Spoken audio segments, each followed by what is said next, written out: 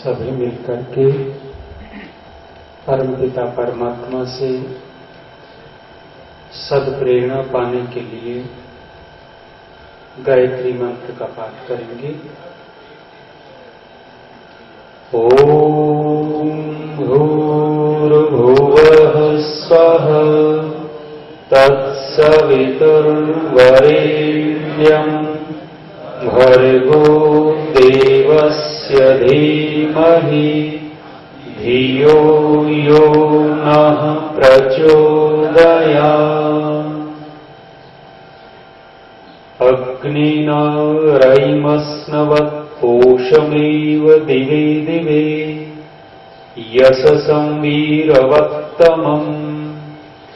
अग्निर्होता कविक्रतुः सत्यश्चित्रस्रवस्तमः। देवो देवेभिरागमात् देवो देवेभिरागमात्। ओम शांति शांति शांति।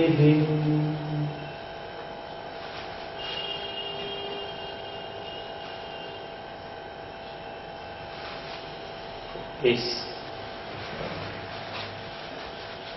देश राष्ट्र के संबंध में विचार सुनने के लिए उपस्थित हुए इस कार्यक्रम में आए हुए बहुत ही मान व सम्मान के योग्य मध्य प्रदेश आर्य प्रतिनिधि सभा के अध्यक्ष प्रधान जी माननीय गांधी जी,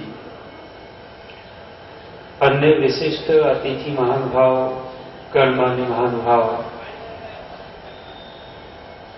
नौजवान साथियों, मातृशक्ति, धर्म प्रेमी सज्जनों, हम सबका सौभाग्य है कि हमें इस पृथ्वी के ऊपर भारत देश में जन्म मिला है। भारत देश में जन्म मिलना बड़े सौभाग्य की बात है।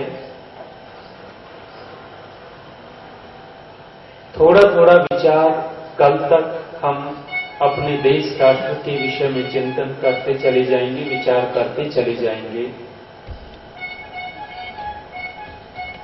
मैं आपसे पूछ लेता हूं पहले, हमारे देश के नाम कितने हैं? इस देश के कितने नाम हैं जानते हैं? नहीं। हमारे देश के नाम कितने हैं आप लोगों को जानकारी है या नहीं है? है। कितने नाम हैं? देश राष्ट्र के लिए चिंतन करने के लिए बैठे हैं साथियों। हमारे देश के नाम 4 रख रखे हैं लोगों ने। पहला नाम रखा है आर्यवर्त, दूसरा नाम रखा है भारत, तीसरा नाम रखा हिंदुस्तान, चौथा नाम रखा है इंडिया। अब इन 4 नामों में से आप विश्लेषण करके देखिएगा कि ये चारों नाम कैसे कैसे हमारे पढ़ते चले गए। इन 4 नामों में से 2 नाम एक तरफ करिए और 2 नाम एक तरफ करिए। आप विश्लेषण करेंगे जो पहले के 2 नाम हैं वो ईमानदार लोगों के दिए हुए हैं, लेकिन बाद के जो 2 नाम हैं वो बेईमान लोगों ने दिए हैं हमारे देश को। आर्यवर्त और भारत जो 2 नाम हैं ये तो ईमानदार लोगों की देन है, लेकिन हिंदुस्तान और इंडिया जो हमारे देश का नाम रखा है साथियों, बेईमान लोगों ने दिया है। अब विचार करना कि कैसे षड्यंत्र पूर्वक हमारे देश के ये 2 नाम रख दिए। पहला नाम इस देश का पड़ा था आर्यवर्त, और ऋषि लोग कहते हैं, हमारा इतिहास कहता है, ये अंग्रेज लोग, दूसरे लोग हमारे इतिहास को 4-5 हजार वर्ष के बीच में समेट देते हैं, लेकिन हमारे देश का इतिहास 1,96,08,53,117वां साल आज चल रहा है। इतना पुराना इतिहास इस देश का नाम रखा पहला आर्यवर्त। आर्यवर्त नाम क्यों रहा इस देश का? परमपिता परमात्मा ने जब सृष्टि का निर्माण किया, सृष्टि का निर्माण करने के बाद इस पृथ्वी के ऊपर सभी प्राणी पैदा हो गए। प्राणी पैदा होने के सबसे बाद में मनुष्य की उत्पत्ति की, और मनुष्य की उत्पत्ति की तो परमात्मा ने मनुष्य को उत्पन्न कैसे किया?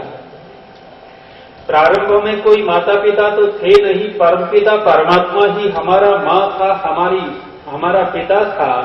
तो ईश्वर ने मनुष्य की उत्पत्ति कैसे की?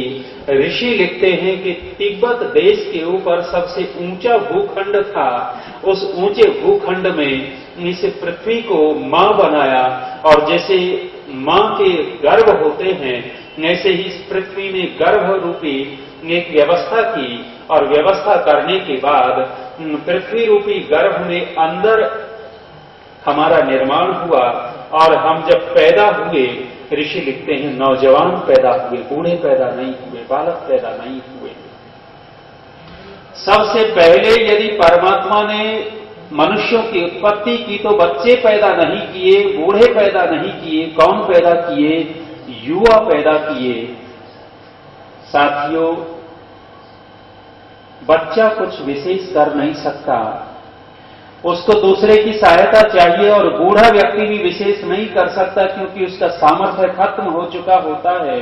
कर कौन सकता है? समाज में, देश राष्ट्र में करने के लिए एक ही स्थिति आपको दिखाई देगी। वृद्ध व्यक्ति बैठे हैं, क्षमा करेंगे, वृद्ध व्यक्ति विशेष नहीं कर सकता और बालक विशेष नहीं कर सकता। कर सकता है तो नौजवान कर सकता है, युवा कर सकता है। परमात्मा ने जब ये मनुष्य की उत्पत्ति की तो नौजवान पैदा किए, और जब नौजवान पैदा किए तो दो स्थितियां बन गई, एक आर्यों की स्थिति बनी और एक असुरों की, दस्युओं की स्थिति बनी। आर्यों और दस्युओं में जब विवाद होता था, दस्यु लोग कुछ तंग करने लगे आर्यों को, तो उस हिमालय के नीचे उतरे आर्य लोग, और नीचे उतरे तो साथियों इस भूखंड को देखा। ये सबसे अच्छा उन आर्य लोगों को ये स्थान लगा, और स्थान लगा तो आर्य लोग सृष्टि के आदि में इस स्थान पर बस गए, और इस स्थान पर बसे तो इस स्थान का नाम क्या पड़ गया? आर्यवर्त नाम पड़ा। पीछे संसद भवन में एक व्यक्ति ने कह दिया था कि आर्य लोग तो बाहर से आए थे, जनार्दन खड़गे थे या कौन थे, उन्होंने जब ये कहा कि आर्य लोग इस देश के मूल निवासी नहीं थे, बाहर से आए थे, उस समय एक हमारे सन्यासी हैं स्वामी सुमेधानंद जी, खड़गे की बोलती बंद की थी कि तुम बोलते कैसे हो, आर्य लोग तो इस देश के मूल निवासी और आदिवासी हैं। प्रारंभ में यदि इस देश की स्थापना की है तो आर्यों ने की है। साथियों, इस देश का नाम पड़ा आर्यवर्त, और इसी देश को गौरव प्राप्त है। कौन सा गौरव प्राप्त है? मानव मात्र का यदि कोई धर्म ग्रंथ हो सकता है तो उस धर्म ग्रंथ की वो परमपिता परमात्मा ने ऋषियों के अंदर प्रेरणा की, जिसको हम वेद कहते हैं। वेद साथियों, आप देखना,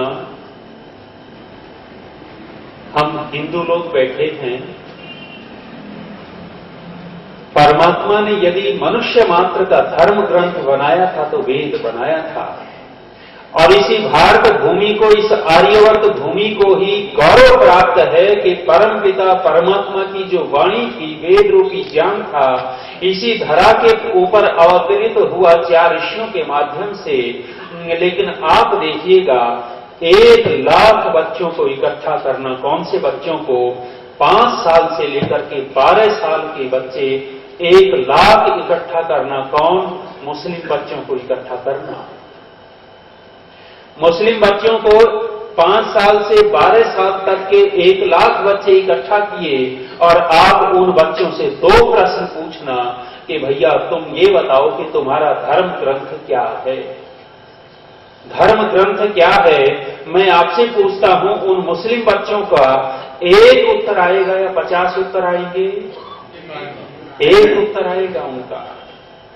धर्म ग्रंथ एक ही आवाज आएगी कि हमारा धर्म ग्रंथ कुरान है, उसको धर्म ग्रंथ कहेंगे नहीं। वो तो बात का विश्लेषण के विषय है कि वो धर्म ग्रंथ है या कुछ और ग्रंथ है।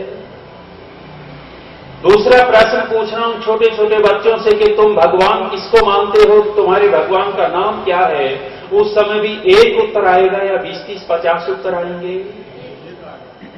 साथियों, दूसरी तरफ आप देखना, ईसाइयों के बच्चों को ऐसे इकट्ठा करना इतने सारे और उनसे 2 प्रश्न पूछना कि तुम्हारा धर्म ग्रंथ क्या है और तुम्हारे भगवान का नाम क्या है, उसमें भी एक उत्तर आते हैं, 20, 30 उत्तर आते हैं, वो भी एक उत्तर देते हैं। अब मैं अपना देखते हैं, हम यहां बैठे हैं, हम अपना निरीक्षण करके देखें। अब मैं 5 साल से 12 साल के बच्चों की बात नहीं करता, 5 साल से लेकर के 80 साल के बूढ़े तक को इकट्ठा करना। किनको इकट्ठा करना? हिंदुओं को इकट्ठा करना। हम कहां सो रहे हैं? 5 साल के बच्चे से लेकर के 80 साल के बूढ़े तक को इकट्ठा करना और उनके बीच में यही 2 प्रश्न पूछना कि भाइयों तुम्हारा धर्म ग्रंथ क्या है। वहां एक उत्तर आएगा या 50 उत्तर आएंगे? आप देखिए, 80 साल के बूढ़े तक की बात कह रहा हूं मैं। और वही पूछना कि तुम्हारे भगवान मानते हो, धार्मिक बनते हो, तुम्हारे भगवान का नाम क्या है, वहां भी कितने उत्तर आ जाएंगे। साथियों, आप देखना, जहां एक होता है वहां संगठन होता है और जहां अनेकताएं आ जाती है और बिखराव होता है, संगठन टूट जाता है। उनका जब धर्म ग्रंथ एक है तो हमारा धर्म ग्रंथ एक क्यों नहीं? जब हिंदुओं से पूछते हैं तुम्हारा धर्म ग्रंथ क्या है, कोई गीता का नाम लेता है, कोई रामायण का नाम लेता है, कोई महाभारत का नाम लेता है, कोई और चालीसा का नाम लेता है। साथियों, हमारा धर्म ग्रंथ क्या है? परमपिता परमात्मा ने बना करके आदि सृष्टि में दे दिया था और केवल हिंदुओं का धर्म ग्रंथ नहीं है, वो तो मानव मात्र का धर्म ग्रंथ है, जिसको हम वेद कहते हैं, वेद।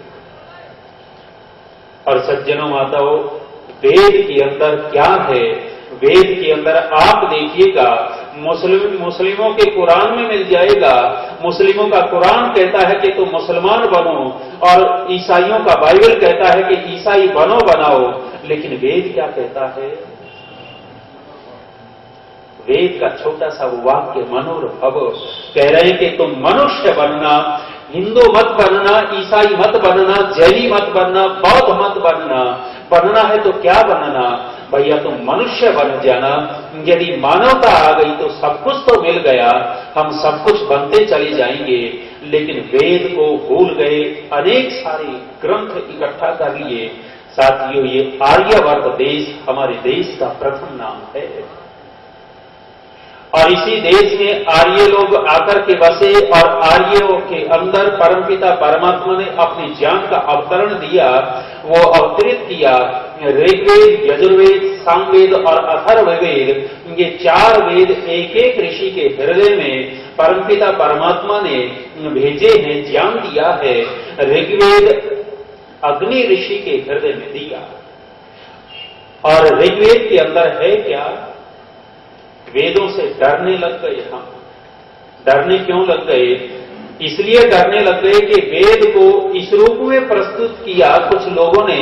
साथियों, जब महाभारत का युद्ध हुआ इस देश के अंदर, सबसे बड़ा विश्व युद्ध यदि कहेंगे तो महाभारत का युद्ध हुआ था। उस महाभारत के युद्ध में बहुत प्रयत्न किया था हमारे योगीराज कृष्ण ने कि युद्ध न हो। आगे चलकर के बात रखूंगा कि हमारे महापुरुषों के ऊपर लांछन कैसे लगाया है दूसरे लोगों ने, स्वार्थी लोगों ने। श्री कृष्ण ने बहुत प्रयत्न किया था कि ये युद्ध न हो, लेकिन फिर भी युद्ध हुआ। उस युद्ध में ऋषि, महर्षि, विद्वान मारे गए, क्षत्रिय मारे गए और उसके बाद वेद के प्रति जो आस्था होनी चाहिए थी, वेद के प्रति जो निष्ठा थी, वो निष्ठा टूटती चली गई और वेद का विकृत रूप समाज के सामने रख दिया गया। और वेद का विकृत रूप समाज के सामने रखा तो वेद के प्रति श्रद्धा खत्म होती चली गई। साथियों, आप इतिहास पढ़ करके देखना, जिस समय लॉर्ड मैकाले इस देश में आया था, जिस समय लॉर्ड मैकाले इस देश में आया तो लगभग 7,32,000 गुरुकुल चलते थे इस देश में। 7,32,000 गुरुकुल चलते थे, और जब गुरुकुल चलते थे तो इस देश में अध्ययन शिक्षा क्या दी जाती थी? वेद और शास्त्रों की शिक्षा दी जाती थी। वो 7,32,000 गुरुकुलों की व्यवस्था देखता है, शिक्षा को देखता है, और उस सबको देखने के बाद एक निर्णय लेता है कि इस देश को हम ज्यादा दिन तक गुलाम नहीं रख सकते, यहां टिक नहीं सकते। उस व्यक्ति ने बड़े षड्यंत्र से उन गुरुकुलों को खत्म किया, और गुरुकुल चलते थे, गुरुकुल बंद करके क्या स्थापित कर दिए? ईशा कुल बना दिए, ईशा कुल। उन गुरुकुलों में वेद की शिक्षा दी जाया करती थी, लेकिन बीच में ऐसा काल आया कि वेद के प्रति अश्रद्धा पैदा कर दी, और वेद को कर्मकांड का विषय बना दिया, और वेद जो हमारे कल्याण का ज्ञान था, हमारे जीवन का उद्धार करने वाला वेद था, उस वेद के विषय में लोगों ने भ्रांतियां फैला दी, और कितनी बड़ी भ्रांति फैलाई।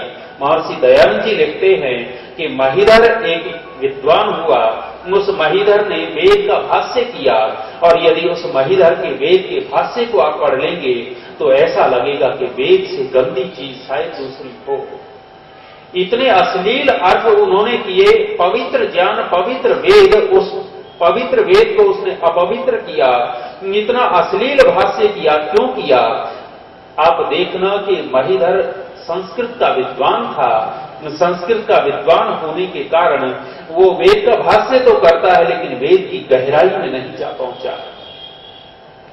आप देखना कि कोई व्यक्ति किसी से ऊपर से मिलता है, देखता है, और बाह्य दृष्टि से देखने के बाद एक आकलन निकालता है, बनाता है।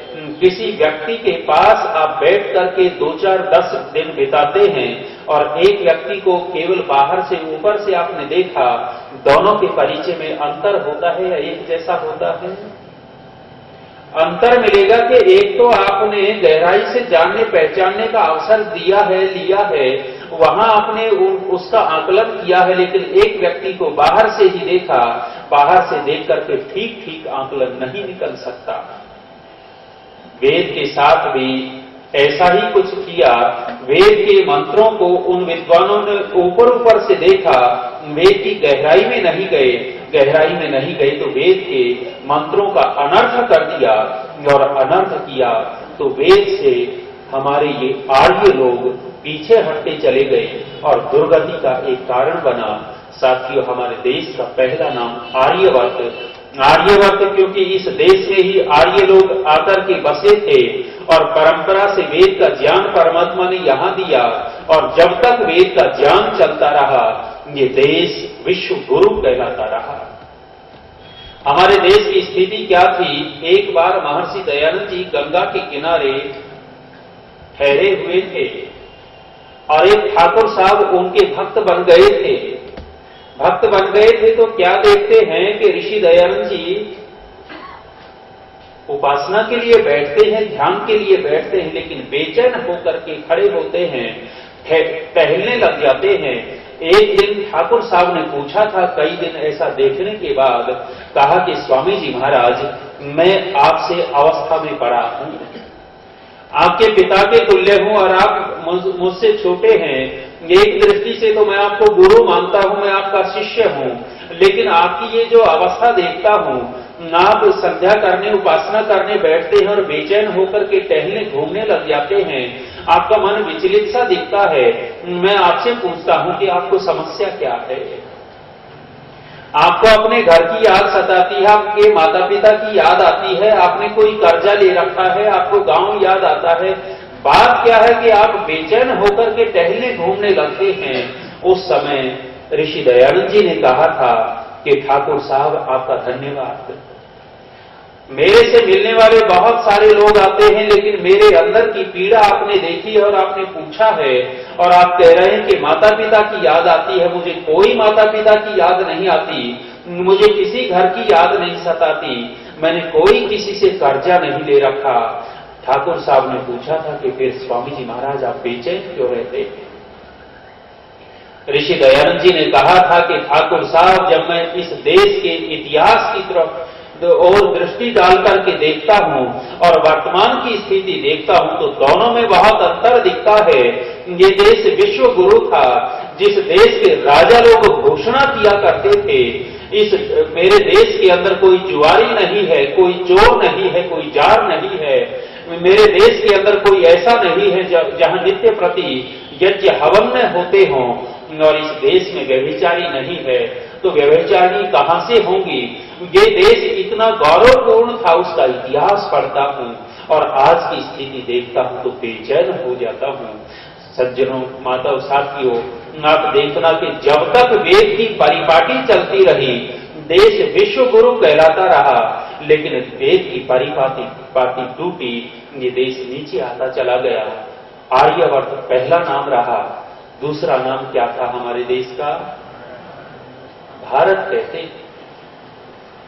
आर्यवर्त ये ईमानदार लोगों ने नाम दिया हमारे देश का, दूसरा नाम भारत हम कहते हैं। ये भारत देश था। भारत देश की कैसे नाम पड़ गया हमारे देश का? दो स्थितियां बनती हैं। एक इतिहासकार कहते हैं कि भरत नाम का प्रतापी राजा हुआ, उस भरत नाम के प्रतापी राजा के नाम से इस देश का नाम भारत रख दिया गया। इतिहास जो भी हो, लेकिन इस भारत शब्द के ऊपर विचार करके देखिएगा, ये भारत शब्द अपना अर्थ क्या देता है? भारत संस्कृत में भा कहते हैं दीप्ति को, प्रकाश को, ज्ञान को। भा अर्थात दीप्ति, ज्ञान, प्रकाश। जिस देश के लोग ज्ञान में, दीप्ति में, प्रकाश में रत रहते हों, वो कौन हो गए? उस देश का नाम क्या होगा? भारत। अर्थात जिस देश के लोग ज्ञान में रत रहते हों, प्रकाश में रत रहते हों, गुणों में रत रहते हों, उस देश का नाम है भारत। हमारे देश का नाम भारत बहुत अच्छा विशेष नाम है, लेकिन कालखंड बीता और कालखंड बीतने के बाद इस भारत देश का नाम भी हट गया और नया नाम क्या आ गया? हिंदुस्तान आ गया। अब इस हिंदुस्तान नाम के ऊपर विचार करके देखिएगा। इस बेटी ने श्लोक बोला था और उसमें हिंदुस्तान पढ़ दिया गया था। मैं क्षमा चाहूंगा, ये श्लोक मन घड़ंत है, मन घड़ंत श्लोक बना रखा है। हिंदुस्तान हमारे देश का नाम नहीं है और न हम हिंदुस्तानी हैं। साथियों, यदि गर्व से कहना हो तो हम भारतवासी हैं, यदि गर्व से कहना हो तो हम आर्यवर्त देश के वासी हैं, हम हिंदुस्तान देश के वासी नहीं हैं। हिंदुस्तान नाम तो इन धूर्त लोगों ने, बेईमान लोगों ने हमें दे रखा है और थोप रखा है। इन बेईमान लोगों ने हिंदुस्तान नाम दे दिया। आप पढ़ करके देखिएगा, इतिहास लगभग 900-1000 साल पहले इस देश का नाम हिंदुस्तान नहीं था, इस देश का नाम भारत था। लेकिन बेईमान लोगों ने आक्रमण करना शुरू किया इस देश के अंदर। सबसे पहले एक बेईमान व्यक्ति आया था, सिंध प्रांत है, आज पाकिस्तान में चला गया। सिंध प्रांत में साथियों राजा दाहर का शासन होता था। महाराजा दाहर सेन का राज्य होता था, और जब महाराजा दाहर सेन का राज्य होता था तो अफगानिस्तान के एक मुल्ले ने, जो वहां बादशाह होता था, अपने सेनापति को किसी कारणवश देश निकाला दिया, और देश निकाला दिया तो वो सेनापति शरण लेकर के राजा दाहर सेन के चरणों में आ गिरा।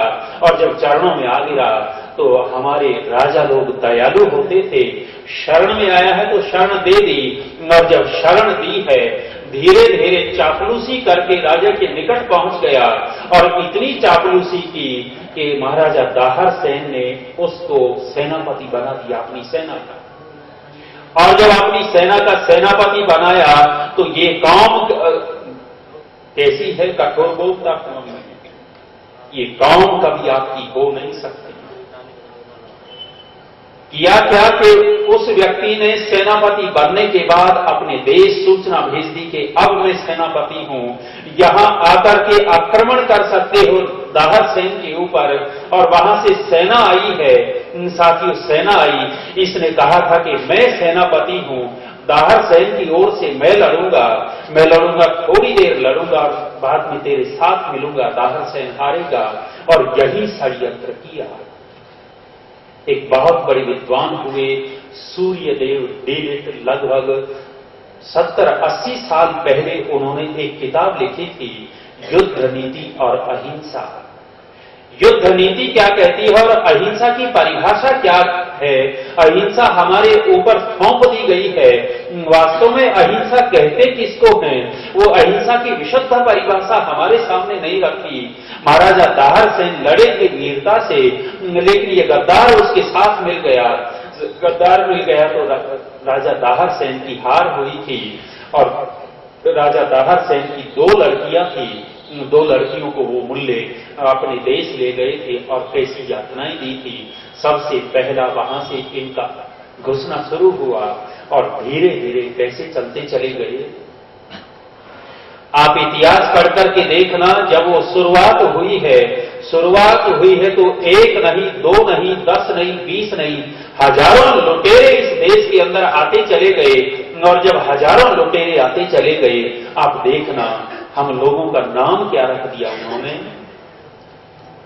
आप में से कुछ ऐसे संगठन के लोग बैठे होंगे, आपको खराब लगेगा, लेकिन जो भी हो, हमारा शास्त्र क्या कहता है, हमारा नाम क्या कहता है। ये जो हिंदू नाम दिया है, ये हिंदू नाम किसने दिया है हमें? कभी विचार करके देखिएगा।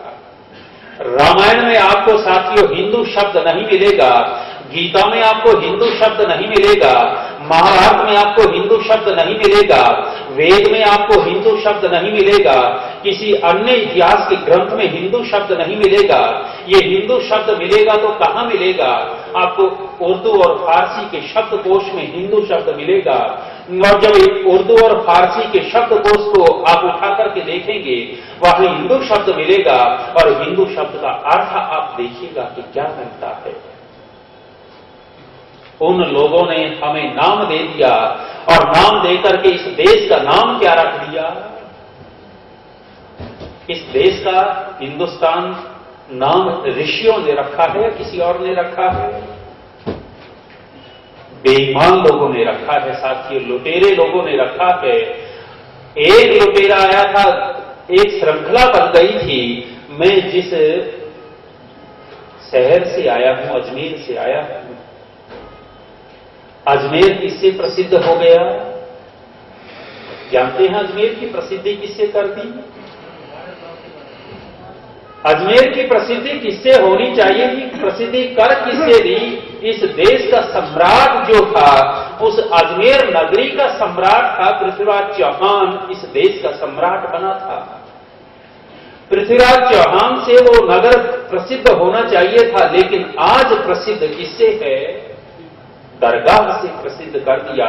और जब अजमेर बोलते हैं तो लोग कहते हैं अजमेर शरीफ से आए हो। शरीफ नहीं था साथियों, बदमाश था, बदमाश। और आप देखना वहां किसकी दरगाह है? मोइनुद्दीन चिश्ती की दरगाह है। और उसका इतिहास पढ़ करके देखना, इन बेईमान लोगों ने कैसे कैसे किया है। वो मोइनुद्दीन चिश्ती कौन था? मोहम्मद गौरी का जासूस था। मोहम्मद गौरी पृथ्वीराज चौहान के ऊपर आक्रमण करता है और वो वीर पुरुष मोहम्मद गौरी को बार बार हरा देता है। और जब गौरी हारता है तो चौहान के चरणों में गिर करके भीख मांगता है प्राणों की, और भीख मांगता है कि चौहान मुझे एक बार क्षमा कर दे, तुम तो बड़े दयालु लोग होते हो। और चौहान क्षमा कर देता है। गौरी अपने देश जाता है अफगानिस्तान, और वहां फिर से सेना इकट्ठी करता है, फिर लौट करके आक्रमण करता है। फिर चौहान वीरता से उसको हराता है और फिर दया की भीख मांग करके लौट जाता है। साथियों, एक बार नहीं, 2 बार नहीं, लोग कहते हैं 16-17 बार गौरी को हराते चले गए।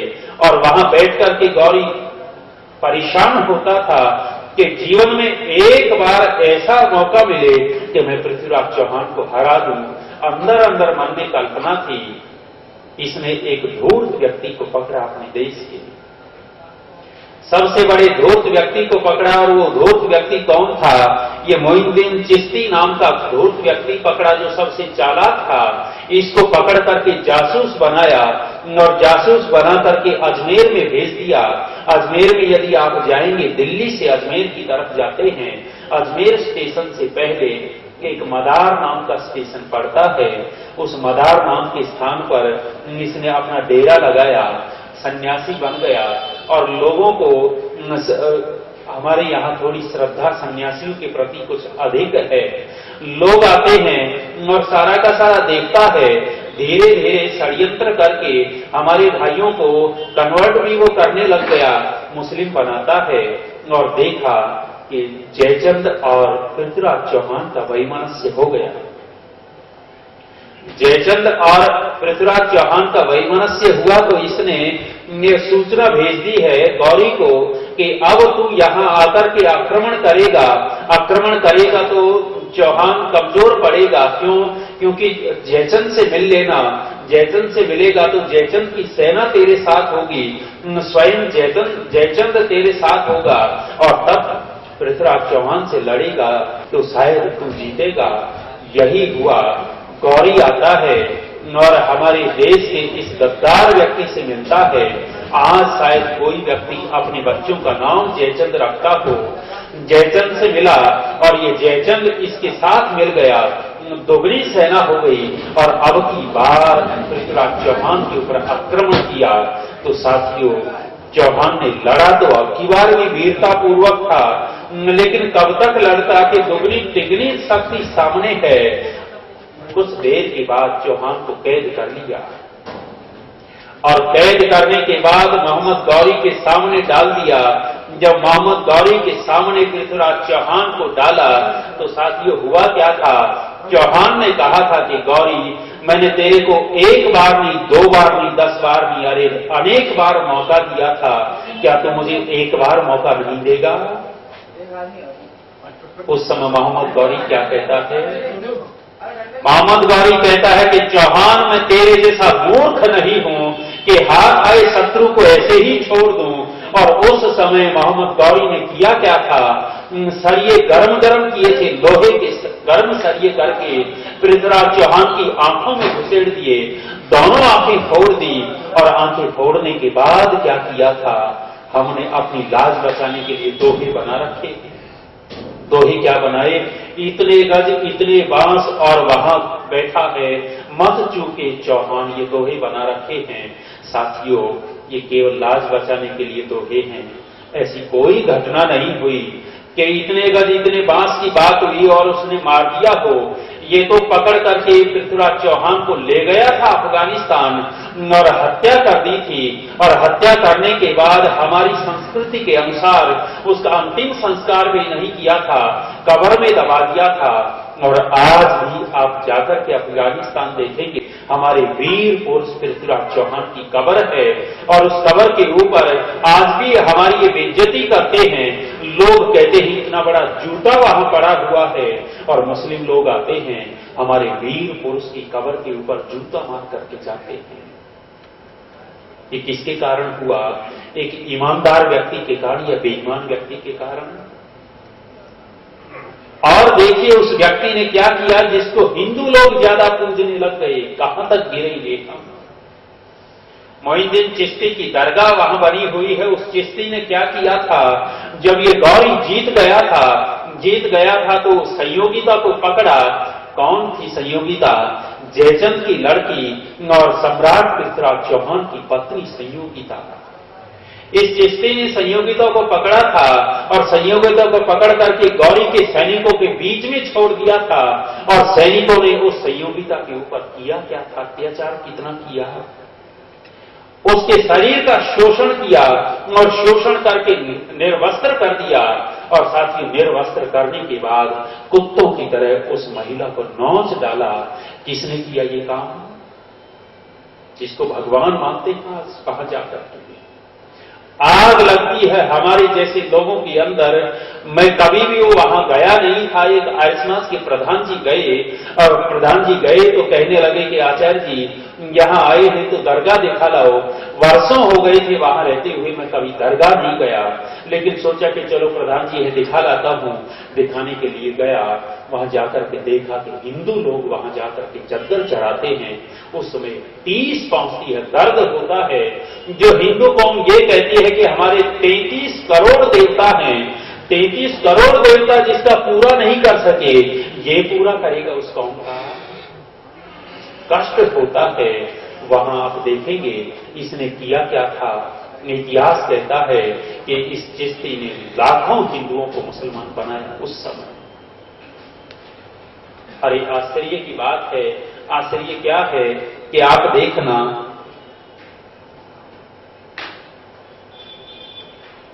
देश का नाम आर्यवर्त, देश का नाम भारत, और उसके बाद हिंदुस्तान नाम पड़ गया। किनके कारण? ईमानदार लोगों ने नहीं दिया। चौथा नाम क्या था? इंडिया। ये इंडिया नाम भी ईमानदार लोगों का है या बेईमान लोगों का है?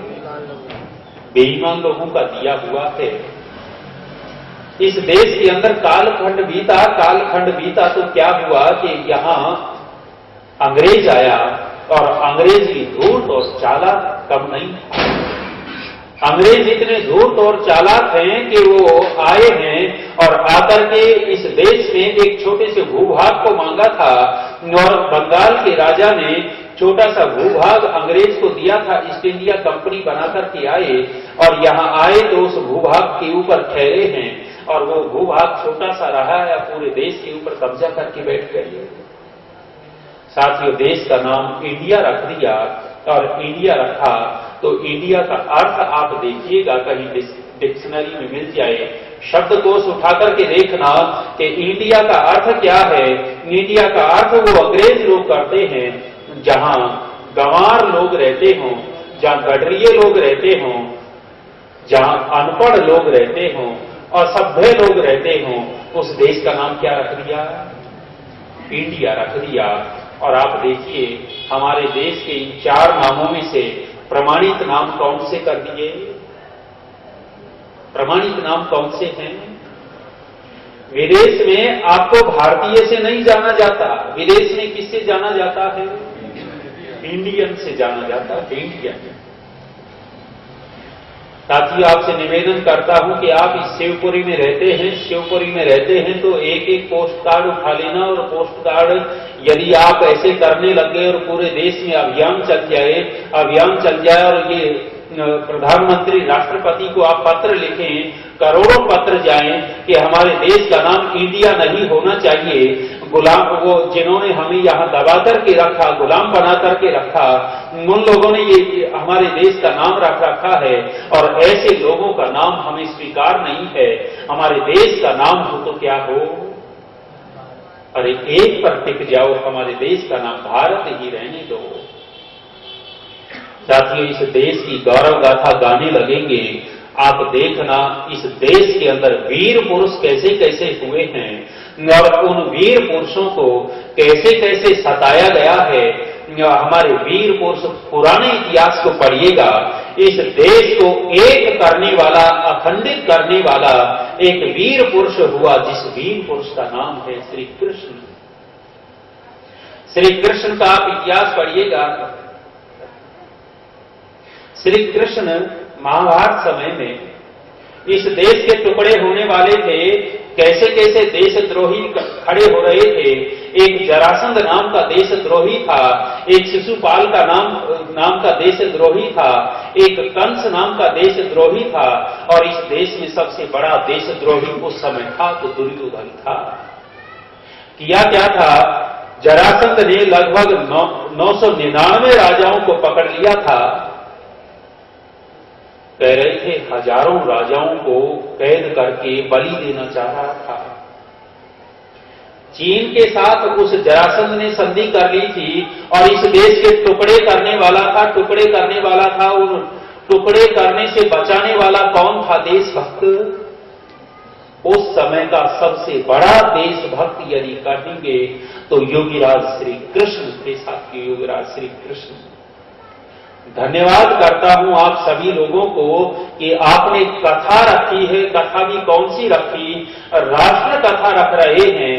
गाथा मेरे राष्ट्र की विषय ऐसा रखा है आपने।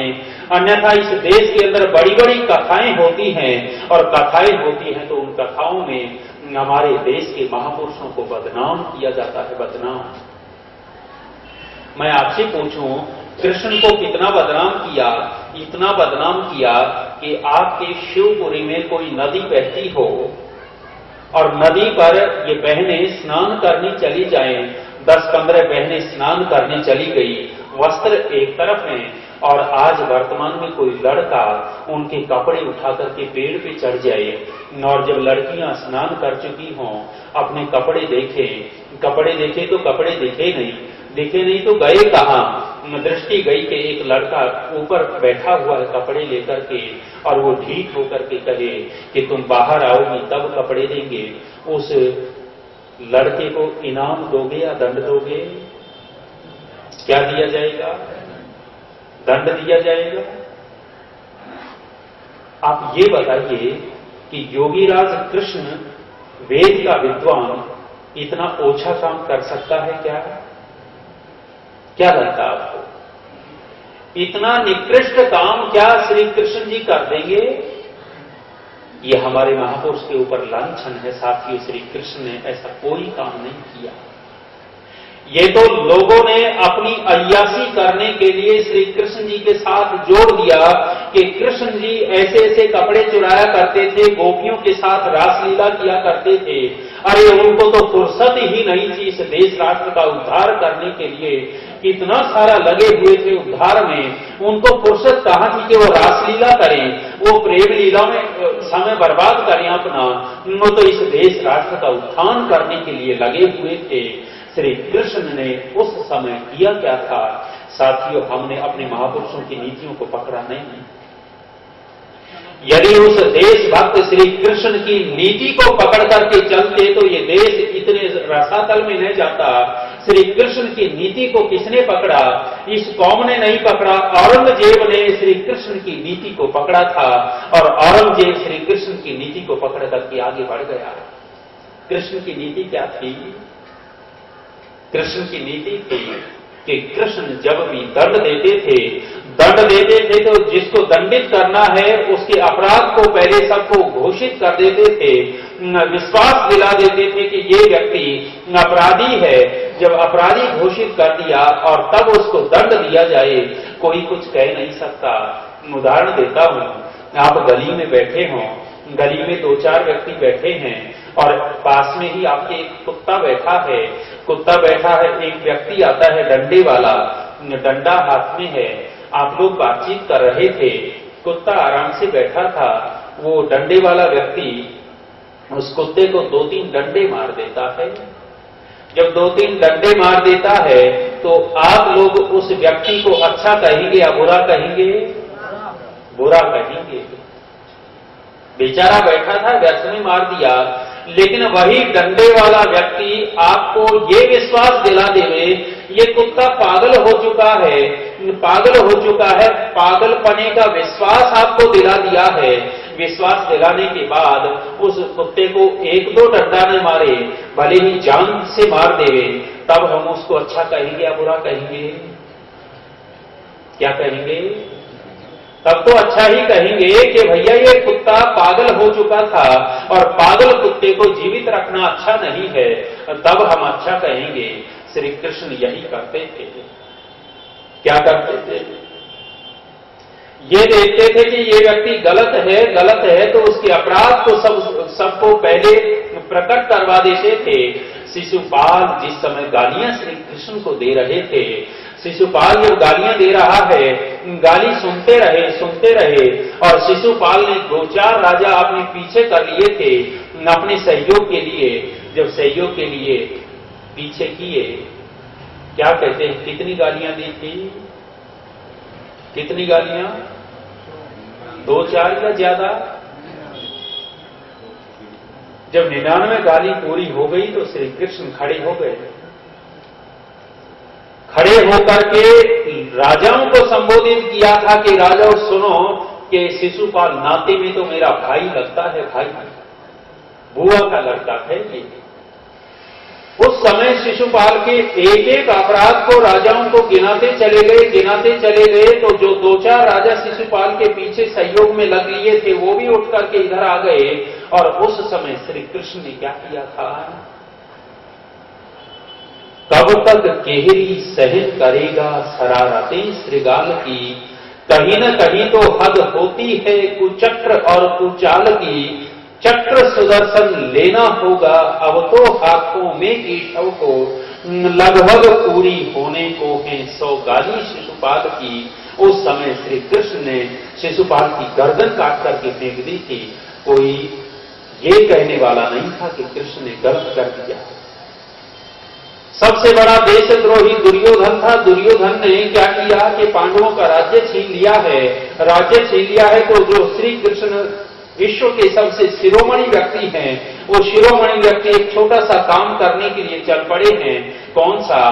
दूध कर्म करने के लिए चले हैं। और जो दूध कर्म करने के लिए चले, हस्तिनापुर की सभा बैठी है और कृष्ण ने कहा था कि दुर्योधन आधा राज्य पांडवों का लौटा दो, आधा राज्य लौटा दो।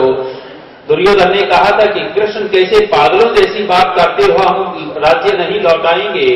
उस समय कृष्ण ने कहा था कि दुर्योधन आधा राज्य नहीं देना चाहते तो मैं पांडवों की ओर से, उन्होंने कहा नहीं है लेकिन मैं उनकी ओर से एक बात कहता हूं कि केवल 5 गांव दे दो, 5 गांव दे दो। तो उस समय दुर्योधन ने क्या कहा था? सुच्याग्रमपि न दास्यामि बिना युद्धेन केशव। जब दुर्योधन ने कहा था कि कृष्ण तुम 5 गांव की बात करते हो, अरे मैं पांडवों को एक सुई के नोक के बराबर भी जमीन नहीं देना चाहता और तुम 5 गांव मांग बैठे। उस समय श्री कृष्ण अपने आसन से खड़े होकर के लोगों को संबोधित करते हैं कि देख लो भैया, ये कुत्ता तो था लेकिन पागल है, पागल है। अपने मुंह, उसके मुंह से घोषित करवा दिया कि ये कैसी मानसिकता का व्यक्ति है। उस समय कृष्ण ने पांडवों की पीठ थपथपा दी थी और पीठ थपथपा करके कहा था कि अब दुर्योधन को मार दोगे, मारने के बाद तुम्हें कोई गलत कहने वाला नहीं होगा। उससे पहले शायद कोई गलत कह देता। कृष्ण की नीतियां बड़ी विशेष थी। एक नीति और देखिएगा, 2 चीजें होती हैं, एक सुजन होता है और एक स्वजन होता है। सुजन और स्वजन में अंतर है या एक ही जैसे हैं? क्या अंतर है? सुजन और स्वजन, सुजन और स्वजन में अंतर क्या है? सुजन श्रेष्ठ को कहते हैं और स्वजन अपनों को कहते हैं। कृष्ण के सामने जब दोनों आते थे, श्री कृष्ण किसका चयन करते थे? सुजन का या स्वजन का? सुजन का चयन करते थे। पांडव भी उनके अपने थे और कौरव भी उनके अपने थे, लेकिन दोनों में जब चयन करना पड़ता था तो दोनों में किसका चयन किया? सुजन का चयन किया। उनके जीवन की सबसे बड़ी विशेषता थी, चाहे कोई कितना भी प्रिय व्यक्ति है लेकिन वो प्रिय व्यक्ति ठीक नहीं है, ठीक नहीं है, छोड़ देते थे। कोई व्यक्ति कितना भी दूर का है लेकिन उसमें सज्जनता है, सज्जनता है तो कृष्ण जी गले लगा लेते थे। ये हमारे सामने यदि वर्तमान की परिस्थिति है तो हम किसका चयन करते हैं? इंटरव्यू देने गए, 3 व्यक्ति इंटरव्यू ले रहे हैं। 2 लड़कों ने साक्षात्कार दिया है, इंटरव्यू दिया है, तो एक लड़का योग्य है, सारे के सारे प्रश्नों का उत्तर दे देता है और एक लड़का इतना योग्य नहीं है, उत्तर नहीं दे पाता। लेकिन अंतर क्या है? अंतर यह है कि जो वो 3 व्यक्ति बैठे हैं, उन 3 में से 2 का वो परिचित है। कौन सा? जिसने ठीक ठीक उत्तर नहीं दिए। उन 2 का वो अपना व्यक्ति है जिसने ठीक उत्तर नहीं दिए, और जिसने सारे ठीक उत्तर दिए हैं वो उनका परिचित व्यक्ति नहीं है। चयन किसका हो जाता है? किसका चयन हो जाता है? स्वजन का चयन हो जाता है। साथियों, इस देश के बिगाड़ का कारण ये है। इस देश में एक विशेष व्यक्ति, एक विशेष नेता पैदा हुआ जिस नेता का नाम है श्री कृष्ण, श्री कृष्ण ने हमें रास्ता दिखाया था, इस देश को अखंड करके चले गए, लेकिन ये देश धीरे धीरे फिर खंडित होने लगा। खंडित होने लगा तो एक और महापुरुष पैदा हुए जो श्री कृष्ण की नीतियों के ऊपर चले, जिन महापुरुष का नाम हम बड़े आदर से लेते हैं। कौन थे? चाणक्य व्यक्ति पैदा हुए। चाणक्य, वो जब आचार्य चाणक्य पैदा हुए हैं तो देश की परिस्थितियां बिगड़ गई थी, देश टुकड़े टुकड़े होने वाला था। उस चाणक्य ने भी ऐसी नीति बनाई, ऐसा पुरुषार्थ किया कि एक चंद्रगुप्त पैदा कर दिया और इस देश को टूटने से बचा करके चले गए। चाणक्य ने इस देश को अखंड बना दिया था। साथियों, फिर देश टूटने के कगार पर आया, चाणक्य तो चले गए। चाणक्य गए और फिर देश के ऊपर आक्रमण हुए, देश में विरोधियों की सत्ता होने लगी। उस समय भी एक और वीर योद्धा इस देश में पैदा हुआ, उसी नीतियों के ऊपर चला था। कृष्ण और चाणक्य की नीति उन्होंने अपनाई थी। वो कौन थे? छत्रपति शिवाजी। छत्रपति शिवाजी का आप इतिहास पढ़ेंगे तो उन्होंने भी वैसी ही नीति अपनाई थी। वो जैसा ये चालाकी से काम करते थे, उन्होंने भी चालाकी से काम किया और इनके छक्के छुड़ाए थे। हमारे एक आर्य उपदेशक सुनाया करते हैं, सुना रहे थे, कहने लगे कि एक बार हमारे ये मुस्लिम भाई और वो आर्य उपदेशक ट्रेन में यात्रा कर रहे थे। यात्रा कर रहे थे तो अपनी बड़ाई मारने लग गए औरंगजेब की कि हमारे औरंगजेब ऐसे थे, इतने वीर थे और तुम्हारे छत्रपति शिवाजी कुछ नहीं थे। और अपनी बड़ाई मारते मारते कहने लगे कि हमारे औरंगजेब तो तुम्हारे छत्रपति शिवाजी का फोटो अपने शौचालय में रखते थे, शौचालय में रखते थे, बेइज्जती करने के लिए ऐसी बात बोल दी। हमारे आर्य उपदेशक ने क्या कहा? हाँ, कहने लगे बिल्कुल ठीक कह रहे हो, औरंगजेब हमारे छत्रपति शिवाजी का फोटो शौचालय में रखते थे अपने सामने। ठीक कह रहे हो। क्यों रखते थे? इसलिए रखते थे क्योंकि औरंगजेब को कब्ज रहता था तो शिवाजी को देखते थे तो दस्त लग जाते थे। शिवाजी को देखते थे तो दस्त लग जाते थे। ठीक रखता था शौचालय में। वीर पुरुष छत्रपति शिवाजी, उन्होंने छक्के छुड़ाए। साथियों, फिर परिस्थितियां बिगड़ी, शिवाजी चले गए। शिवाजी जाने के बाद फिर देश के ऊपर आपत्ति आई, फिर देश टूटने के कगार पर था। एक और वीर योद्धा पैदा हुआ, जिस वीर योद्धा ने इस देश को फिर से अखंडित किया। हम उनका बड़े आदर से नाम लेते हैं। कौन? सरदार वल्लभ भाई पटेल। पटेल ने इस देश को टूटने से बचा दिया। और टूटने से बचाया। कितनी रियासतें थी इस देश में? 550 से ज्यादा रियासतें थी। और उन सबको एक करने वाला कौन था? एक करने वाला कौन था? सरदार वल्लभ भाई पटेल ने इस देश को एक किया था। कभी आप अहमदाबाद जाएं तो गुजरात सरकार ने बहुत ही सुंदर स्मारक बनाया है पटेल जी का, म्यूजियम बनाया है। वहां अंदर जाकर के देखेंगे, एक बहुत ही अच्छा वाक्य पटेल जी का लिख रखा है उन्होंने। पटेल जी का वाक्य लिखा है कि गांधी जी ठीक कह रहे हैं, गांधी जी अहिंसा की बात करते हैं, कह रहे हैं कि लेकिन मैं गांधी जी की अहिंसा को अपना नहीं सकता। क्यों नहीं अपना सकता? वो कह रहे हैं कि मैं करोड़ों भारतीयों का ट्रस्टी हो चुका हूं, करोड़ों भारतीयों की सुरक्षा की जिम्मेदारी मेरे पास है, तो मैं गांधी जी वाली अहिंसा को नहीं अपना सकता। मुझे तो जो करना है वही करूंगा। वो वाक्य पढ़ेंगे आप, वो गर्व से सीना फूलेगा कि कितना व्यक्ति अंदर से दृढ़ और कठोर था। इसलिए उनको एक उपाधि दी गई थी। कौन सी उपाधि? लौह पुरुष कह दिया गया था, लौह पुरुष। साथियों, फिर परिस्थितियां बदली थी। वो तो चले गए थे। इतनी सारी रियासतों में एक रियासत बची थी जो आज भी नाक में दम किए है। कौन सी है?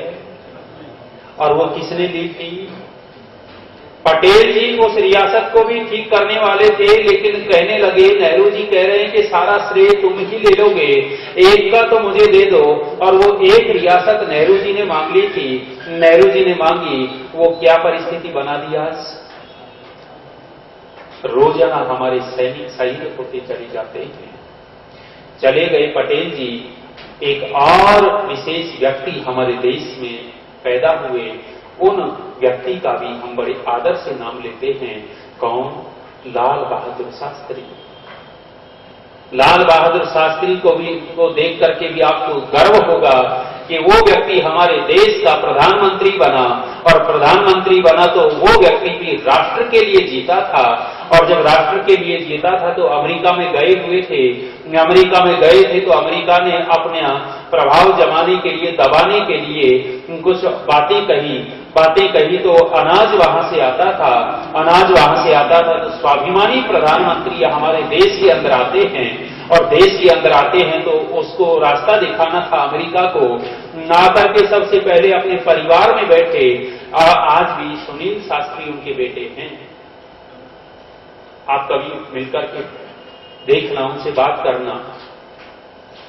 वो सुनाते हैं कि उस समय पिताजी ने पूरे परिवार को इकट्ठा किया, और परिवार को इकट्ठा करने के बाद कहने लगे कि हम उपवास करेंगे। उपवास कितने दिन करेंगे? एक सप्ताह का पूरा परिवार उपवास करेगा, अन्न ग्रहण नहीं करेंगे, सामान्य चीजों से काम चलाएंगे। एक सप्ताह पूरे परिवार का लाल बहादुर शास्त्री ने उपवास करवा दिया। उपवास करवाया तो पहले परीक्षण अपने परिवार के ऊपर कर चुके तो कहने लगे कि जब मेरा परिवार पूरा सप्ताह से रह सकता है बिना अन्न खाए, तो एक दिन पूरा देश क्यों नहीं रह सकता। और एक दिन देशवासियों से उन्होंने अपील की, प्रार्थना की। देशवासियों ने लाल बहादुर शास्त्री की बात को माना और एक दिन सप्ताह में उपवास करना शुरू किया। जो अन्न की कमी पड़ रही थी, अन्न की पूर्ति होती चली गई, और अमेरिका अपनी ऐंठ में था। अमेरिका का सिर झुका दिया था किसने? लाल बहादुर शास्त्री ने। देश के लिए जीते थे। और क्या विशेषताएं थी उस व्यक्ति के अंदर? जब युद्ध हुआ था तो हमारे घायल सैनिक थे। घायल सैनिकों से मिलने के लिए लाल बहादुर शास्त्री हॉस्पिटल में गए। हॉस्पिटल में जब सैनिकों से मिल रहे थे, देख रहे थे, तो हुआ क्या? एक सैनिक के पास गए तो सैनिक बैठ गया। शास्त्री जी पास में थे तो सैनिक एक बार तो शास्त्री जी को देख करके हंसा, मुस्कुराया, और मुस्कुराने के बाद रोने लग गया। शास्त्री जी आश्चर्य में आ गए कि पहले तो मुस्कुराया था, अब रो रहा है। शास्त्री जी ने पूछा कि मेरे भाई कष्ट क्या है? तुम मुस्कुराए और अब रोने लग गए, बात क्या है? वो सैनिक कहता है कि मेरे देश का प्रधानमंत्री मेरी खैर खबर लेने के लिए आया है। इससे बड़ी प्रसन्नता की बात क्या है? मुझे गर्व है मेरे प्रधानमंत्री के ऊपर कि वो मेरी खैर खबर लेने आया है। कहने लगी ये तो बात ठीक है, लेकिन रोने क्यों लग गए? वो सैनिक कहता है कि रो इसलिए रहा हूं कि मेरे देश का प्रधानमंत्री मेरे सामने खड़ा है और मैं अपने देश के प्रधानमंत्री को सैल्यूट नहीं कर सकता। पता लगा कि उस सैनिक के युद्ध में दोनों हाथ चले गए थे। वो सैनिक कह रहा है कि मैं अपने देश के प्रधानमंत्री को सैल्यूट नहीं कर सकता। उस समय सरलता, विनम्रता के धनी लाल बहादुर शास्त्री कहते हैं कि मेरे देश के वीर सैनिक, कोई बात नहीं, तू सैल्यूट नहीं कर सकता, तेरे देश का प्रधानमंत्री तेरे को सैल्यूट करता है। उस समय लाल बहादुर शास्त्री ने अपने सैनिक को उनके प्रति हम श्रद्धा रखते हैं। साथियों, एक श्रृंखला बना करके देखिए इस देश के अंदर कैसे कैसे वीर पैदा हुए हैं। परिस्थितियां आज कैसी हैं, पहले कैसी थी, विचार कर लेंगे। आप कृष्ण को ले लीजिए, कृष्ण हैं, कृष्ण के बाद चाणक्य हैं, चाणक्य के बाद छत्रपति शिवाजी हैं, शिवा के बाद हम पटेल का नाम ले रहे हैं, और पटेल के बाद हम लाल बहादुर शास्त्री का नाम ले रहे हैं। और साथियों, आप में से कोई नाराज न हो तो उसी श्रृंखला में कृष्ण के बाद चाणक्य के बाद शिवा के बाद पटेल के बाद लाल बहादुर शास्त्री, और यदि हम आज किसी के ऊपर इसी श्रृंखला में उंगली रखना चाहते हैं, मैं निवेदन करूंगा इसी श्रृंखला में नरेंद्र मोदी हमें दिखाई देते हैं।